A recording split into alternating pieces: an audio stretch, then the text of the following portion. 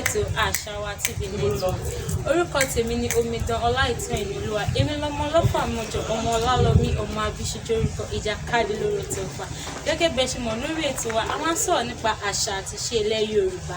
Èyí ló mú a ṣe ìfọ̀rọ̀wánilẹ́nuwò láti ọ̀dọ̀ bàbá wa Dr. BJ Olówó, General Defence Commandant O.D.F Defence Force. Ẹ máa bá wa kálọ.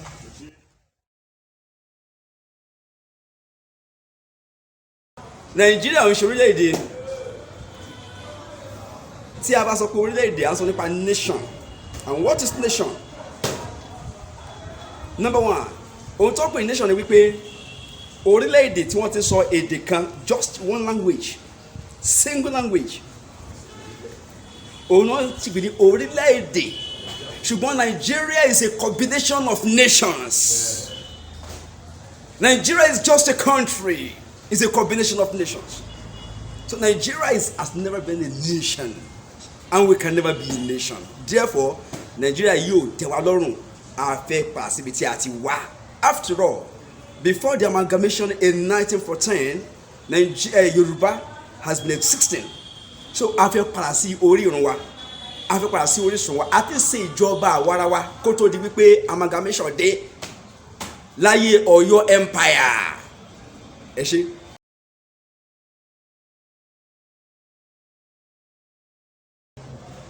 Òpònú ènìyàn ló máa sọ pé èdè òun pé èdè burúkú ni.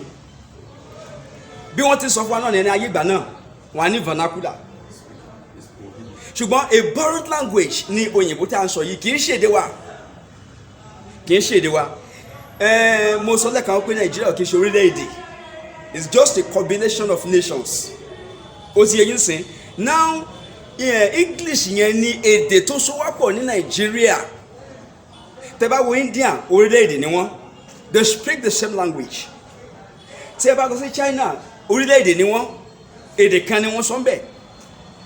Àti bẹ́ẹ̀ àti ẹ lọ Korea, ẹ lọ Japan, and so many other countries. You go to Ghana, ẹ máa rí pé èdè kan náà ni wọ́n sọ ńbẹ̀. Ṣùgbọ́n Nigeria, we have more than 300 languages, and we still call that orílẹ̀-èdè.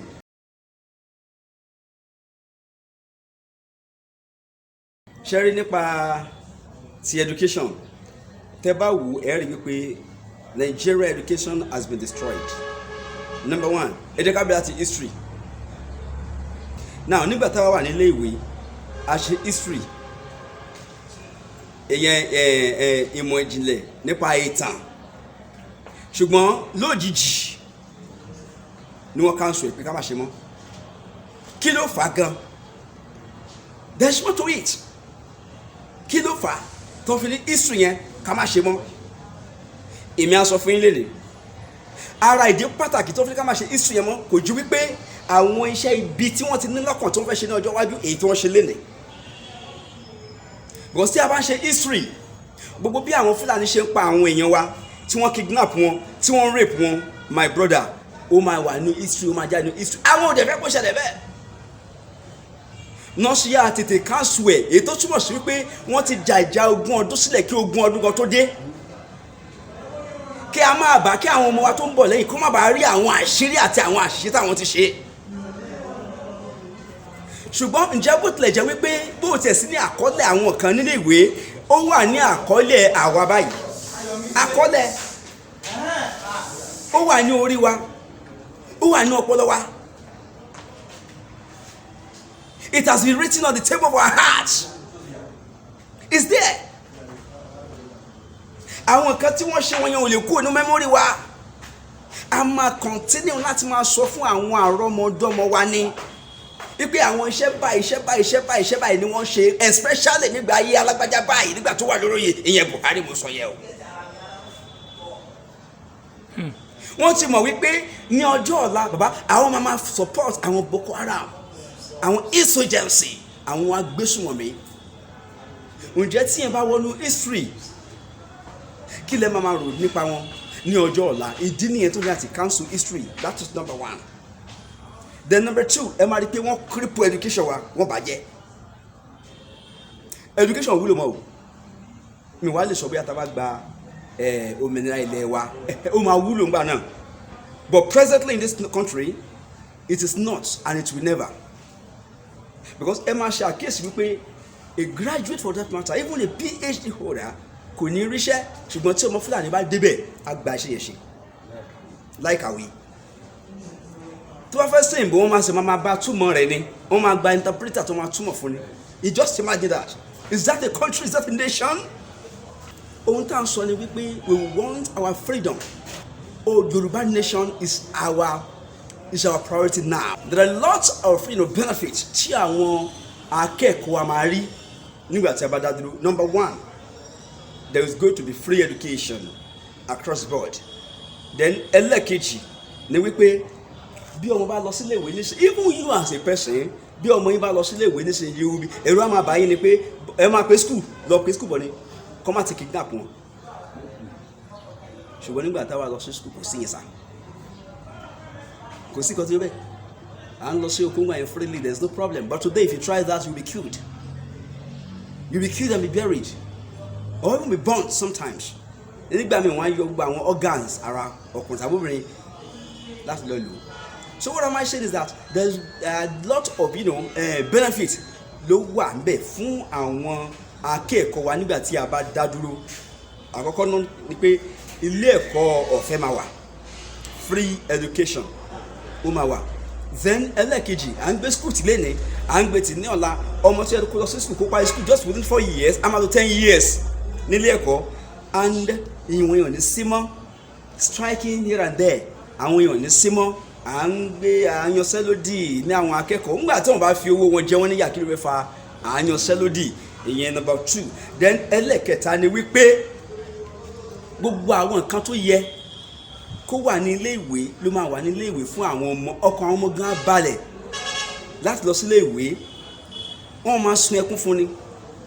Ẹni tó bá graduate á máa wò pé àdá ìlò pé in fact á máa wùn mí, á máa wùn láti padà sí ilé ìwé nítorí àwọn àǹfààní ńlá tó wà ní ibẹ̀. Ẹlẹ́ẹ̀kẹrin ibẹ̀ ni wípé bọ́n máa ṣe graduate ló máa ríṣẹ́.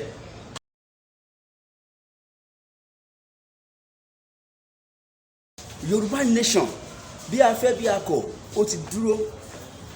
This is a deal done, and this is a done deal. This is something tí Ọlọ́run ti parí ẹ̀. It is not about mouth, but it is about what God has finished already. Ọlọ́run ti parí ẹ̀. Yoruba nation ó ti dúró náà. Kò sí kan tí ẹ̀dá kan lè ṣe nípa ẹ̀ mọ́. Now àwọn tó ń pariwo lọ́tún, tí wọ́n pariwo lọ́sì, tí wọ́n ń pè wá ní aláriwo, time shall tell. Bóyá àwa ní aláriwo ni o, bóyá àwọn ni o, just give us few months to this time, you will see. So far the achievements we have recorded so far, àwọn tó ń yẹn gan tó bá mọ̀ ó máa shock wọn. And let me tell you one thing, there's not going to be violence. Kò ní sí ìtàjẹ̀sílẹ̀ tá a fi gba òmìnira wa. Yes, and this has been their own dream. Eléyìí ni ìlépa wọn, eléyìí ni àlá wọn, eléyìí ni ìran wọn. Ìpè nígbà táwọn bá gbé ogun dìde, we might not be able to get what we want. But for your information, there's still going to be war. Kí a tó gba kan tí a máa gbà láìsí ogun. Bí Olúwa ti ń bẹ, tí ẹ̀mí rẹ̀ ń bẹ láàyè. Ọlọ́run la gbẹ́kẹ̀lé, Ọlọ́run la bá dúró. Àwa ò bá ènìyàn dúró, a sì fẹ̀yìntì ènìyàn bí kò ṣe Ọlọ́run.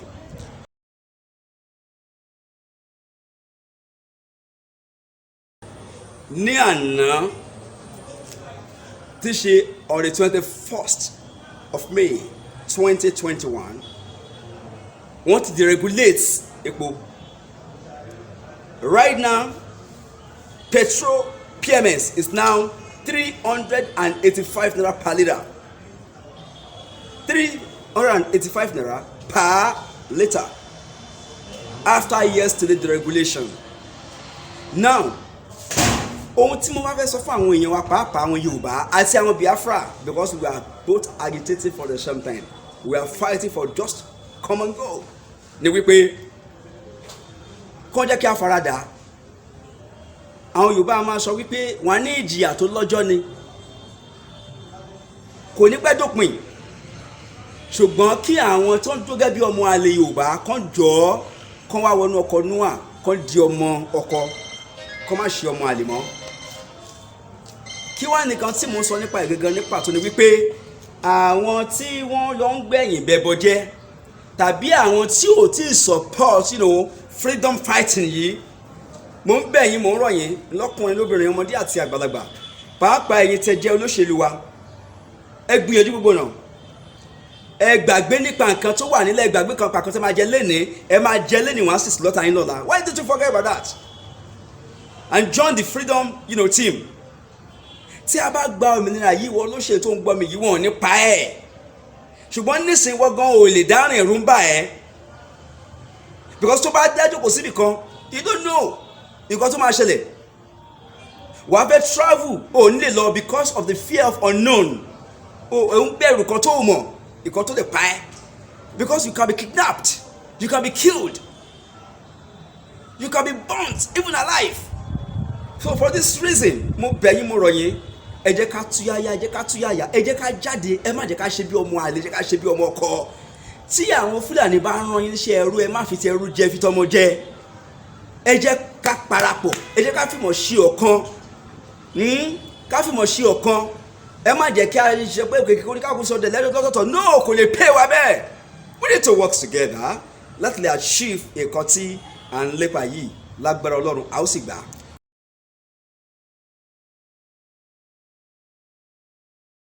I am not in support, of those people, but I just want to be diplomatic in what I'm going to say here. Number one, tí ẹ bá rí tí olóṣèlú bá sọ̀rọ̀ kan lẹ́nu, especially the governors, ó máa spread, bí ìbọn ni, bí bomb ni, ó máa explode ni. You understand? Now, these people, most of them, tí wọ́n condemn wa physically, do you know wípé lábẹ́lẹ̀ wọ́n support wa? And the reason why they are doing that is simply because they are only trying to oppose their office. Nítorí wípé wọ́n ti búra wípé àwọn máa uphold the Nigeria constitution, and they are still be controlled by the same Nigeria constitution, under which tí wọ́n elect wọn sí office yẹn. So for this reason, lè rí wọn níta kó máa sọ anything against the present government or against one Nigeria. Wọn ò lè jáde kan sọ nípa pé the integration of this country, number one. Then àwọn kan sì ń bẹ ní àárín wọn, ọ̀nà mẹ́ta máa break sí ìkọ́mọ sọ yẹn. Àwọn kan sì ń bẹ láàrin wọn tó jẹ́ pé àwọn yẹn they are ready to die. Ó pè wọn kó gba bílíọ̀nù yẹn lénìí, kó sì kú ní ọ̀la. They are ready for that. They are ready for that. Àwọn yẹn ní èṣù ti jèrè ayé wọn. Kò kọ̀ commercial sínú ayé wọn, but ó kọ̀ tó wà sínú ayé wọn ni. Now lastly, ìkẹta ni wípé ṣe rí àwọn tí à ń sọ̀rọ̀ yìí, tí ẹ bá ṣe àkíyèsí àwọn governors yẹn, wọ́n sọ nípa restructuring tí wọ́n sọ yẹn, indirectly they are talking about self-determination of the Yoruba nation. Okay, indirectly they are talking about self-determination of the Yoruba nation, because wọ́n mọ̀ wípé Hausa man, the Fulanis will never, wọn ò ní ever gbà láíláí ká restructure Nigeria. Now Scotland ò tí dádúró, Scotland tẹ́ ń gbórúkọ wọn here and there, wọn ò sì fún wọn ní òmìnira ní àwọn UK, wọn ò sì fún wọn, but à ń gbórúkọ wọn lálálálálálálá. Àwọn náà mọ̀ wípé tí a bá fi lè ṣe restructuring yẹn náà gbà, just like Scotland, wọn máa gbórúkọ Yoruba nation everywhere. So for this reason, they will never in life want to do it. That is number one. Then number two, nínú ọ̀rọ̀ tí mo sọ yìí, number two ni pé wọn ò ní fẹ́ ṣe nítorí pé wọn ò ní resources. Everything they are enjoying today over there is from the south, southwest and south. They even use our money, right, láti build ọ̀nà from Niger to Katsina. You know what I'm saying? Now, ẹ jẹ́ ká gbogbo àwọn ọ̀nà wọn dá níbẹ̀ yẹn, àwọn ọ̀nà tí wọ́n bí yóò gbádùn. Ẹ jẹ́ ká lọ wo, let's go to Àpápá here, bó ṣe rí ní Àpápá, bó ṣe rí lẹ́kọ̀ọ́. Gbogbo ọ̀nà ẹ ti bàjẹ́, that is international road. Ẹ jẹ́ ká fi Àpápá sílẹ̀. Mo wà ní Àpápá ní ọjọ́. Now let me tell you this. Ọ̀nà Ìdíròkò, that is ìyẹn ti bọ́ sógun state, not Lagos now. Tí ẹ bá lọ gba bíbẹ̀ yẹn, especially ká má ti lọ sí Ìdíròkò, ká lọ gba ti what is it called, Agbára, Lùsádà, àwọn ọ̀nà yẹn ò dáa. But I agree, àwọn ọ̀nà yẹn ò dáa. It's nothing to write home about. ọ̀nà tó jáde sí country mi nìyẹn. That is international. Number one lane, then number two kò tún dà. Ṣùgbọ́n ọ̀dọ̀ wọn lọ́hùn ò rí bẹ́ẹ̀. Tẹ́ bá lọ sí Niger láti ọ̀dọ̀ wọn lọ́hùn very smooth. Tẹ́ bá lọ sí Cameroon láti ọ̀dọ̀ wọn lọ́hùn very smooth. Tẹ́ bá lọ sí Chad láti ọ̀dọ̀ wọn lọ́hùn very smooth. Àti bẹ́ẹ̀ lọ. I think the best thing for us now, the best solution and the key to all this trouble and problems is self-determination. Yoruba nation is the answer.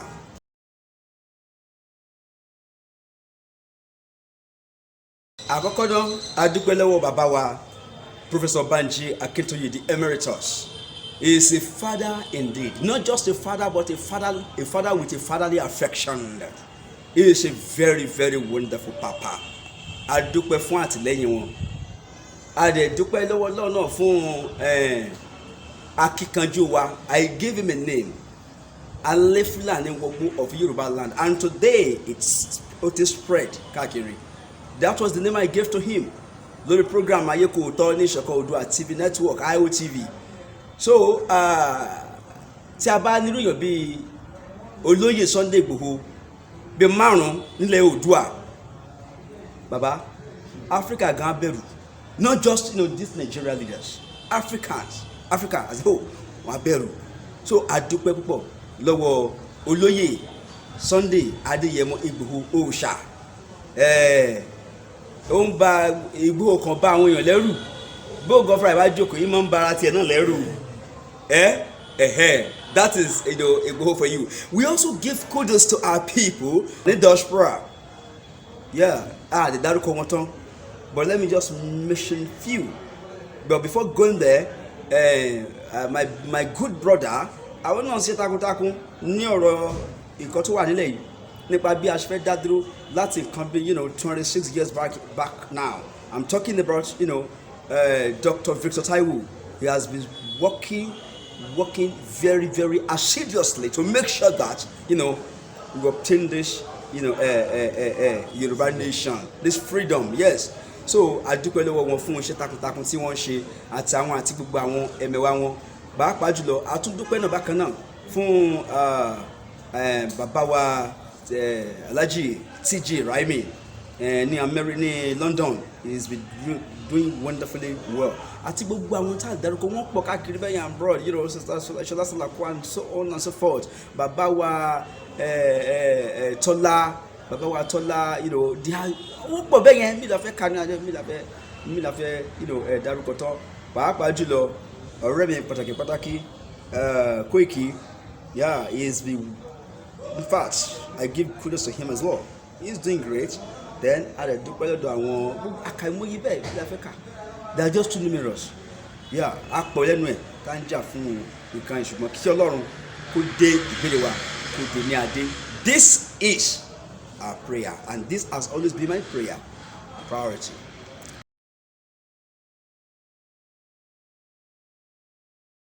Mo fẹ́ kí Àṣàwà TV network pé ẹ kú iṣẹ́ takuntakun. Please continue to watch this TV. Àṣàwà, mo pè ẹ̀yin ọba, ẹ̀yin olóyèlú, ẹ̀yin ọ̀tọ̀nkùlú, ẹ máa watch Àṣàwà TV. It's very, very important. They have something tó mú ọgbọ́n wá, for you. You can watch it and be blessed. Thank you very much. So ẹ̀yin olólùfẹ́ wa, mo lérò pé a ti kọ́gbọ́n kan tàbí méjì láti ẹnu bàbá wa Dr. BJ Olowo, General Defence Commandant Oòduà Defence Force. Ǹjẹ́ ẹ̀yin tí ẹ ní àfikún ọ̀rọ̀ àbí ìbéèrè, ẹ tẹ̀lé wa ní orí Facebook wa àbí Instagram tàbí Twitter àti YouTube. Ó dìgbà.